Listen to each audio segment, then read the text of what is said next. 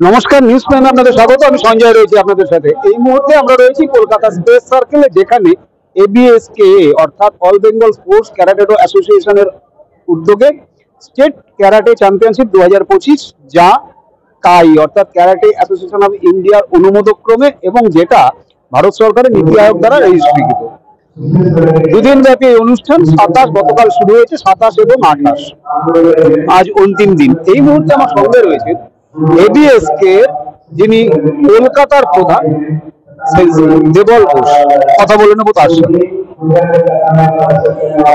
প্রথমত নিউজ প্রাইমে তোমাদের স্বাগত। নিউজ প্রাইমের তরফ থেকে বাংলা শুভ নববর্ষের আন্তরিক প্রীতি, শুভেচ্ছা ও অভিনন্দন। আপনাকেও আমাদের এবিএসকে তরফ থেকে শুভ নববর্ষের প্রীতি শুভেচ্ছা। দুদিন ব্যাপী স্টেট ক্যারাটে চ্যাম্পিয়নশিপ এবিএস, যেটা কায়ের অনুমোদন ক্রমে নীতি আয়োগ দ্বারা রেজিস্ট্রি। এখানে কত কোন কোন ডিস্ট্রিক্ট অর্থাৎ কতগুলো ডিস্ট্রিক্ট থেকে এখানে অংশগ্রহণ হয়েছে এবং মোটামুটি কত ছেলে মেয়ে অংশগ্রহণ? আমাদের এখানে টোটাল 26টা ডিস্ট্রিক্ট পার্টিসিপেট করেছে। প্লাস হচ্ছে ধরুন আপনাদের ক্যাটাগরি অনুযায়ী, যেগুলো আমাদের ন্যাশনালে যেরকম ক্যাটাগরি ওয়াইজ আছে, 8-9 বছর থেকে আমাদের শুরু করে আপ টু সিনিয়র পর্যন্ত, আন্ডার 18 ইয়ার্স আর প্লাস আন্ডার 21। তো এরকম বাচ্চা যেরকম ক্যাটাগরি আছে, এজ ক্যাটাগরি ভার্সেস ওয়েট আছে, তো সেরকম ভাগ করে মোটামুটি ধরুন সব ক্যাটাগরি মিলিয়ে আমাদের প্রায় অ্যাপ্রক্সিমেট 800 বাচ্চা কাছাকাছি আছে। এই যে বাচ্চারা স্টেট থেকে ন্যাশনাল যাচ্ছে, ন্যাশনাল থেকে ইন্টারন্যাশনাল, অতি সম্প্রতি আন্ডার 15, আন্ডার 18 দিবায়ন মন্ডল, এদা চক্রবর্তী তারা পদক জয়লাভ করেছে এবং ভারতবর্ষের নাম স্বর্ণাক্ষরে লিখেছে আন্তর্জাতিক মঞ্চে। এবার এখানে যারা এসছে, এই 26টা ডিস্ট্রিক্ট থেকে এসছে, সেখানে অর্থাৎ প্রতিভা পূরণ কিরকম দেখায়? দেখুন, প্রতিভা পূরণ বলতে আজকে আমাদের তার আগে এই স্টেট হওয়ার আগে প্রত্যেকটা ডিস্ট্রিক্টে সিলেকশন হয়েছে। তো সিলেকশন প্রত্যেকটা ক্যাটাগরি থেকে আমাদেরকে 4 জন করে, প্রথম সেমিফাইনালিস্ট যারা 4 জন আছে তাদের থেকে আমরা বাচ্চা সিলেক্ট করেছি। সেই সিলেক্ট করে সেই বাচ্চাগুলোকে আমরা যে স্টেটে নিয়ে এসেছি, আজকে এখান থেকে সেই বাছাই করে তারা আজকে ন্যাশনালের জন্য, আমাদের এখানে যারা ফার্স্ট হবে তারা আমরা ন্যাশনালে নিয়ে যাব। তার মানে এখানে যারা সিলভার বা ব্রোঞ্জ হবে তারা যেতে পারবে না? তারা যেতে পারবে না। তাদের একটা অপশন থাকবে, ধরুন কোনো কারণে যখন ফার্স্ট ইনজুরি হলো বা কোনো সমস্যা হলো, সেই জায়গার ক্ষেত্রে সেখানে সেকেন্ড অপশন আসবে।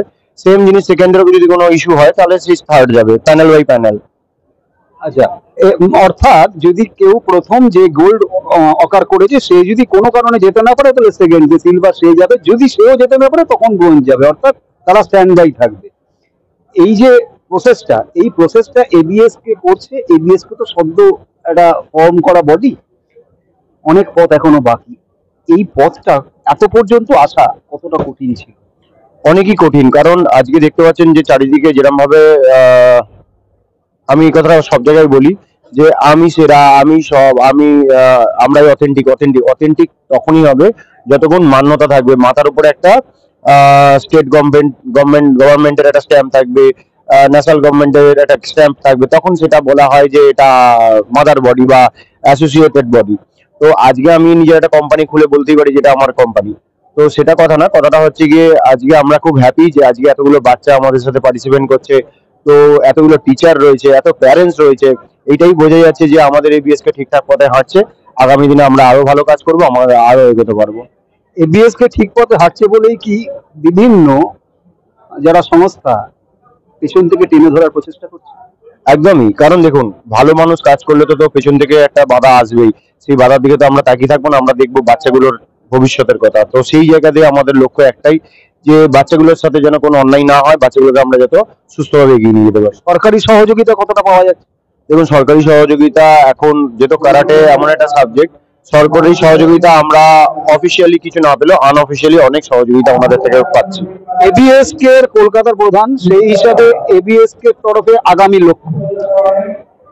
কলকাতা ডিস্ট্রিক্ট থেকে আমি প্রেসিডেন্ট হিসাবে একটা কথাই বলবো যে আমাদের কলকাতা ডিস্ট্রিক্টকে অনেক আরো মোটিভেট হতে হবে। আমরা আরো শক্তভাবে কাজ করতে চাইছি, আর সেই কাজটাকে আমরা এমন ভাবে নিয়ে যেতে চাইছি যাতে আমাদের কলকাতা থেকে বাংলার মুখ আরো উজ্জ্বল হয়। কারণ আমরা লাস্ট টাইম আমার বাচ্চা এখান থেকে অনেকগুলো পার্টিসিপেট করেছিল কলকাতা ডিস্ট্রিক্ট থেকে, আমাদের খুব ভালো রেজাল্ট হয়েছিল। ABS all Bengal sports karate অ্যাসোসিয়েশনের সব থেকে ভালো মেডেল আমাদের কলকাতা ডিস্ট্রিক্ট থেকে এসেছিল, সেটা আমি বজায় রাখার চেষ্টা করব, এটাই বলতে পারি।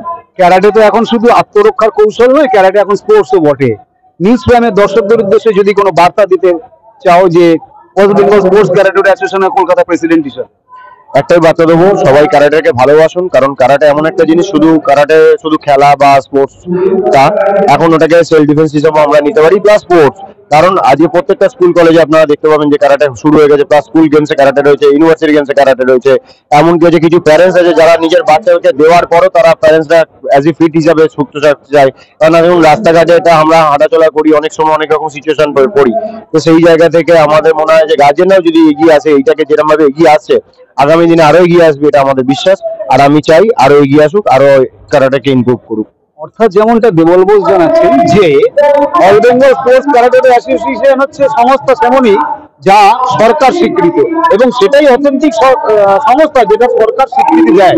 এবং সেই সঙ্গে এটাও জানাচ্ছেন আত্মরক্ষার কৌশল এক ধরনের আছেই ক্যারাটেতে, কিন্তু আজকে শুধু তা নয়, আজকে স্পোর্টসও বটে। এবং সেই কারণেই এই স্পোর্টস এর দৌলতেই আন্তর্জাতিক মঞ্চে ভারতের নাম, রাজ্যের নাম তো বটেই, ভারতের নাম স্বর্ণাক্ষরে লিখেছে দুজন প্রতিযোগী।